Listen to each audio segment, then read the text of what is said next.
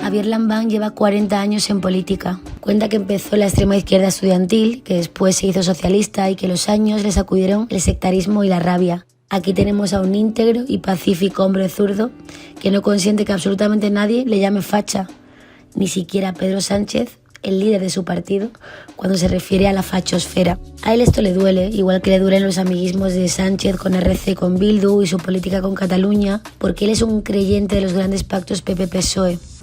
Fue presidente de Aragón, hoy es secretario general del PSOE allá y está de salida. Aún tiene opiniones clasificadas, dice, pero por poco tiempo. Bueno, la primera pregunta que te iba a hacer es que no eres tú un hombre muy dado a la disciplina de voto, ¿no? Y te iba a preguntar cómo de caro sale eso. Creo que es una multa de 600 euros por cada vez que se piensa distinto. Cuéntame un poco de esa disidencia dentro del partido. Bueno, ha sido poco habitual que yo me separara de la disciplina de partido, pero cuando se han producido circunstancias en las que mi conciencia se oponía radicalmente a lo que el partido me ordenaba votar, he procedido en conciencia y evidentemente he desdeñado las consecuencias económicas que eso tenía para mí.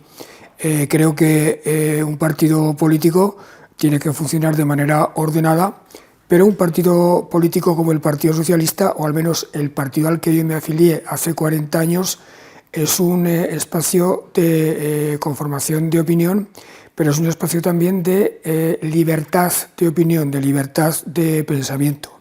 Además, uno, cuando tiene responsabilidades políticas, institucionales, como las he tenido yo en Aragón, le debe a los ciudadanos decirles lo que piensa. No es pertinente decir lo que se piensa en ámbitos internos y decir lo contrario de lo que se piensa en ámbitos externos, porque todo se está traicionando algo absolutamente fundamental para el buen funcionamiento de la democracia, que es la confianza de los ciudadanos. Por tanto, yo he actuado en conciencia, lo he hecho siempre en mi vida política y en la poca que me queda, porque no falta mucho para que yo abandone mis responsabilidades orgánicas e institucionales, lo seguiré haciendo. Has sido crítico con el líder de tu partido, ¿no?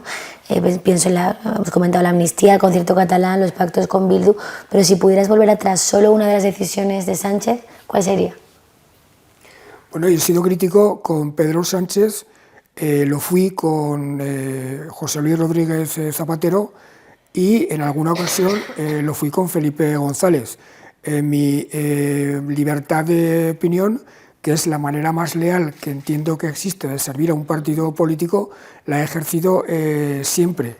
Y de hecho, mis divergencias con Sánchez, que sobre todo han tenido que ver con sus políticas en relación con Cataluña, ya las manifesté con Zapatero. De hecho, yo he considerado siempre que todo el problema que estalló en el año 2017 se originó en el tripartito presidido por Maragall y concretamente con una decisión de aquel tripartito que fue la reforma del Estatuto de Autonomía de Cataluña, que el propio Zapatero animó a que se hiciera, prometiendo que respetaría en Madrid lo que viniera de Cataluña. O sea, que de aquellos polvos estos lodos y que todo empezó con Zapatero, ¿no?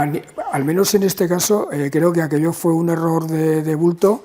Zapatero tuvo que rectificar después porque vio que el asunto se le iba de las manos, pero de aquel tripartito proviene poco a poco todo lo que ha ocurrido después. Creo que esa política ha sido un error, no ha solucionado el problema catalán.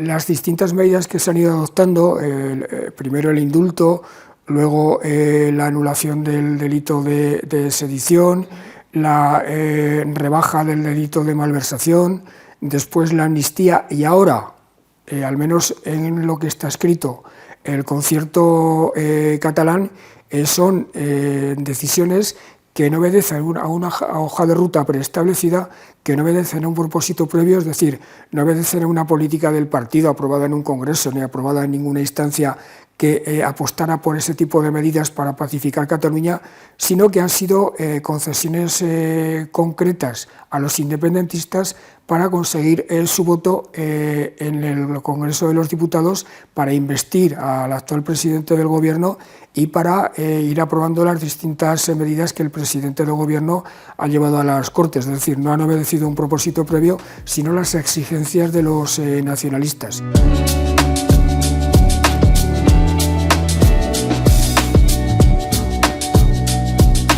Yo diría que desde el año 15, desde las elecciones de diciembre del 15, cuando saltó por los aires el bipartidismo, no ha habido gobiernos sólidos, no ha habido gobiernos estables, ha habido gobiernos débiles, demasiado dependientes de alianzas indeseables, y eso la única forma de conjurarlo es mediante grandes acuerdos entre el Partido Socialista y el Partido Popular.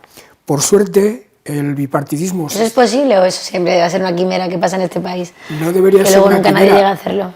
Yo creo que un demócrata en este momento, por la simple razón de serlo, un patriota por la simple razón de serlo, debería buscar esos grandes acuerdos porque, insisto, grandes reformas como la del modelo territorial, como de la financiación, como la sanidad, la política exterior, hay una serie de cuestiones en las que España atraviesa una especie de situación de parálisis que no se pueden demorar más en cuanto al hallazgo de soluciones.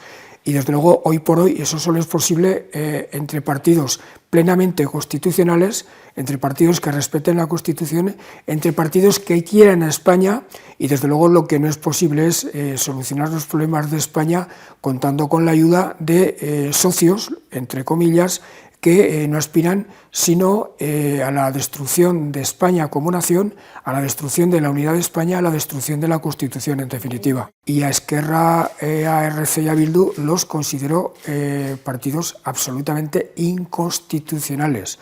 Los considero partidos adversarios, enemigos de la nación española. No es una opinión, ellos mismos se declaran como tales y por tanto creo que son los aliados más indeseables para la buena gobernanza del país. Ojo, todo el mundo ha recurrido a los nacionalistas cuando los ha necesitado.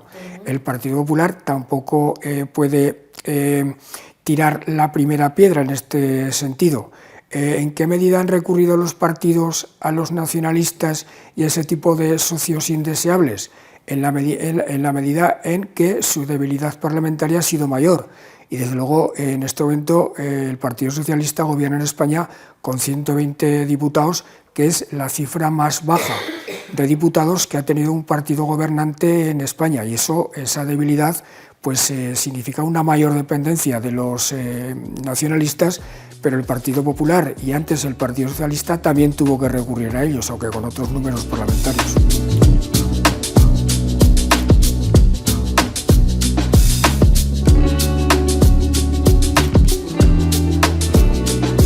Te iba a preguntar si tú crees que la situación actual, con los casos de corrupción en La Chepa, ¿no?